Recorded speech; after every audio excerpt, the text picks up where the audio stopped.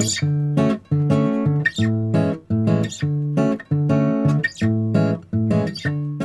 remember hearing Sinatra for the first time when my grandfather would play the songs. I think it was from Harry James is the first stuff that I heard, and for me it was, I mean, at a very young age, it was this this incredibly kind of surreal experience of hearing this voice that was so beautiful, so fluid, it was moving. And more than that, I think even at that age, I was a hopeless romantic, and I know my grandfather was. And so he sang these beautiful songs, and at that time, he'd put everything onto cassettes.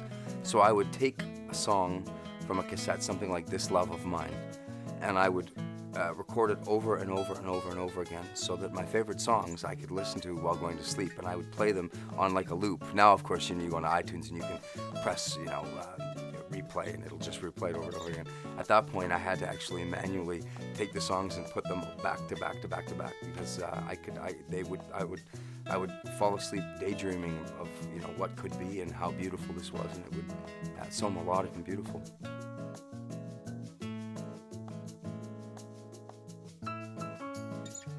It's funny that people will say this to me, that it's so amazing that a young person would fall in love with the genre or fall in love with somebody like Frank Sinatra.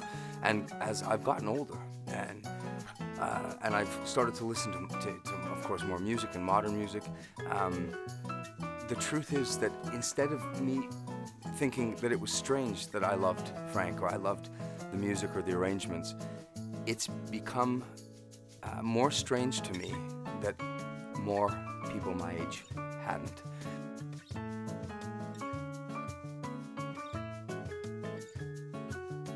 Let's just talk about the voice alone. The voice is he's the greatest voice of the 20th century. There's something strong and magical, and then you add the songs that he was singing, these incredibly melodic songs that were only matched by a perfect lyric, and then a groove that can easily, in those swing tunes, that can easily sit with any hip-hop groove that's put out today, any DJ, whatever any DJ lays down, any kind of fat beat. And so there's everything that you could want in music is sitting in a Frank Sinatra recording.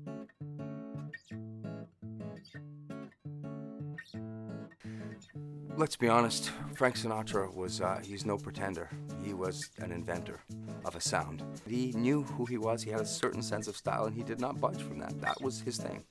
And for me, it's one of the reasons that I love him most, because he stayed so true to that.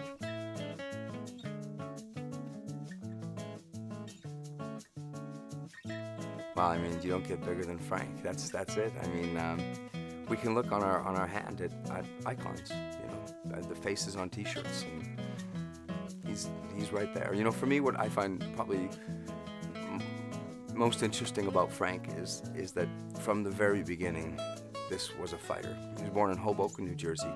A lot of people don't know this, that he was lucky to survive his birth. He came out, they pulled him out with forceps. He wasn't breathing, he was blue.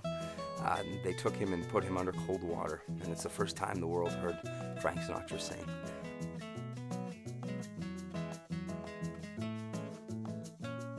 He left and created a label called Reprise, and that's the label I was signed to. At 25 years old, I was brought in, and I actually remember the president of the company asking me why. He said, "Why should I sign you at Reprise?" He said, "We have all of Sinatra's work." And I said, "With all due respect, Mr. Wally, he's passed away." I said, don't bury it. Don't bury the music with him. Let me be a part of keeping this legacy alive. And for me, this was this wonderful chance and responsibility to be a small part of keeping a legacy alive that meant so much to me, and not just of Frank, but of these great songs, great arrangers, great writers. So it's mind-blowing to me now that 15 years later, here I am, still part of this incredible label that has had so many great artists and was started by the one and only Frank Sinatra. It's kind of a really cool come around.